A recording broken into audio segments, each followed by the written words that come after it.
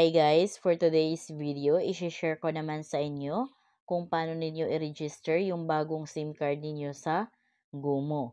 Bago yan, kung kayo ay bago sa aking vlog, please consider to subscribe para updated kayo lagi sa mga videos ko. Ayan guys, ito na yung bagong SIM card natin sa GOMO. Para ma-register natin ito, i-insert lang natin ito sa ating cellphone. So, bago pala yan guys, kung kayo ay bago sa aking vlog, please consider to subscribe para updated kayo lagi sa mga videos ko. So, ngayon, kung wala pang GOMO app sa cellphone ninyo, open nyo lang yung Play Store ninyo. Click nyo lang yung Play Store, then dito, i-click nyo yan. Dito, i-search nyo lang yung GOMO. Ayan, so ito na yung GOMO PH. Click nyo lang yung install.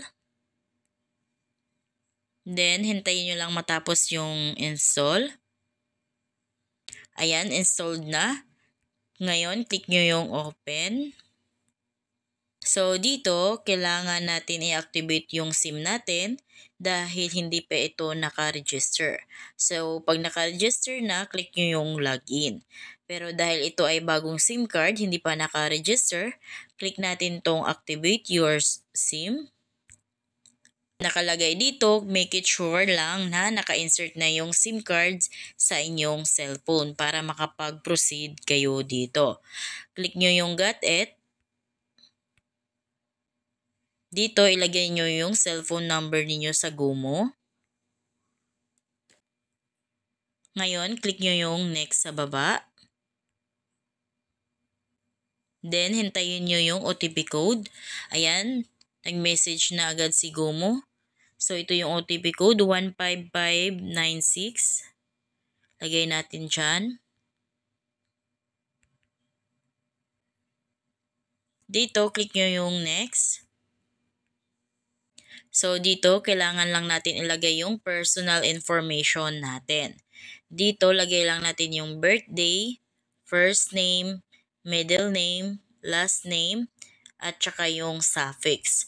So, yung suffix, ito yung mga the third, the second, junior, senior. So, pag may so dito sa suffix, click nyo lang ito.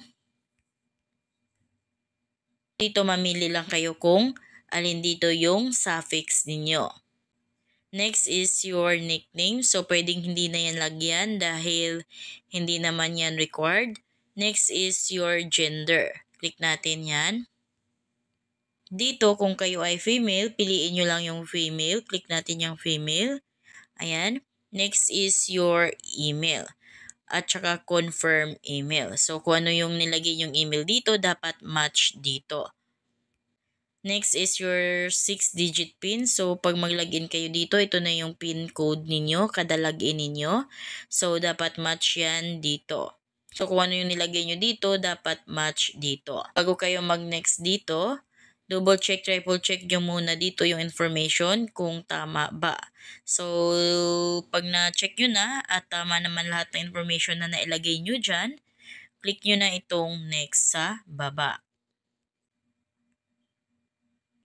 Next naman is your address. Dito, ilagay nyo lang yung unit number, house number, or building name.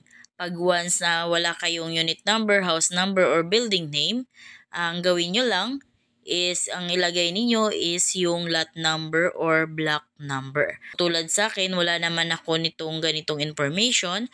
So, ang ilagay ko lang dyan dahil required na lagyan.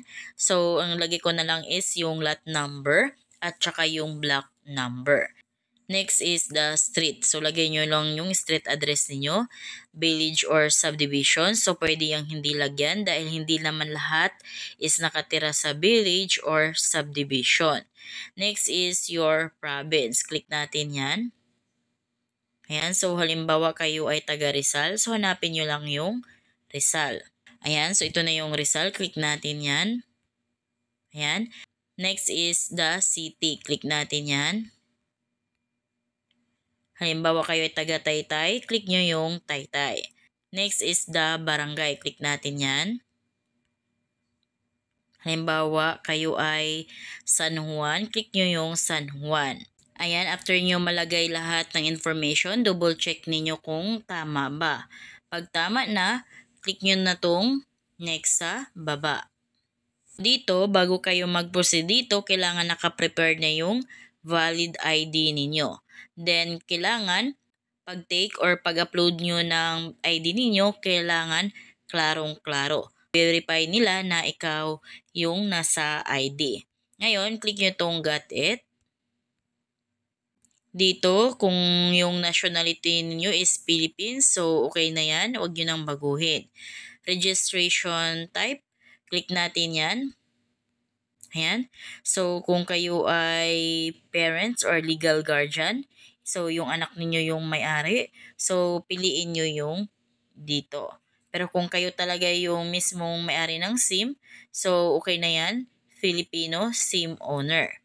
Next is ID verification. So, dito sa ID verification, pamili kayo ng type of ID. Click lang natin yan. Dito, ano nga ba yung ID na meron kayo? So, kung ano yung ID na meron kayo, yun yung pipiliin ninyo. Sa akin, UMID. So, click natin yan. Next is your ID number. So, ano yung ID number niyo sa UMID ID ninyo. Next is your photo of your valid ID. So, pipicturean na natin dito or upload natin dito yung picture ng ating UMID ID. Click natin ito. Then, dito mamimili kayo. Kung hindi nyo pa na-picturean yung UMID ID ninyo, wala pa sa gallery ninyo, click nyo lang itong take photo. Pero kung halimbawa nasa cellphone nyo na yung UMID ID ninyo, may picture na kayo, click nyo lang itong choose file. O click nyo lang itong choose file or photo library. Ngayon, dahil wala pa akong picture ng aking UMID sa aking gallery, so click ko yung take photo.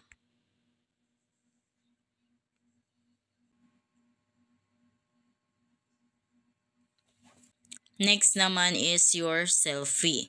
So, click natin to.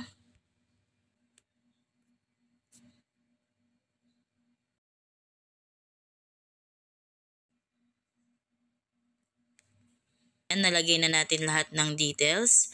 Ngayon, click nyo na tong next.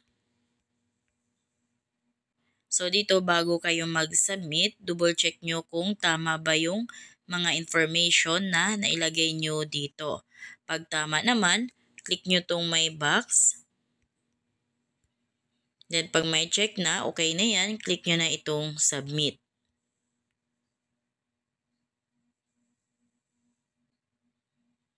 Then, ayan guys, registration complete. Ayan, then, ngayon, click natin tong next. Then, ayan, email verification. We've sent a verification link to your email. Ngayon, open natin yung email natin. So, ayan guys, pag hindi dumating ang email ni Gumo, so, check nyo sa spam folder. Click nyo lang to. Then, dito sa spam, click nyo tong spam. Ayan. So, andito pala sa spam yung email ni Gumo kung kaya wala dun sa main inbox ng ating email. Click natin yan. Ayan, verify your Gumo account. Ito na yung kailangan natin i-verify para ma-verify na yung email natin. So, click natin tong verify my email. I'm legit. Click natin yan. Guys, hindi natin yan maklik hanggat hindi natin i-click yung look save. Click natin yung look save. Ayan. So, wala na siya sa spam folder. Balik tayo sa ating primary email. Click natin yan. Ayan. So, andito na yung email na galing kay spam folder. Click natin yan. So, ngayon, maklik na natin itong verify my email. I'm legit. Click natin yan. Ayan. Email successfully verified na. Click natin tong login. Ayan. So, click ulit natin tong login. Ngayon, lagay natin yung cellphone number natin dito sa Gumo at saka yung 6-digit PIN na ginawa natin kanina. Then, click login. So, ganun lang guys kung paano natin i-register yung Gumo SIM card natin. So, kung kayo ay bago sa aking vlog, please consider to subscribe para updated kayo lagi sa mga videos ko. Thank you for watching!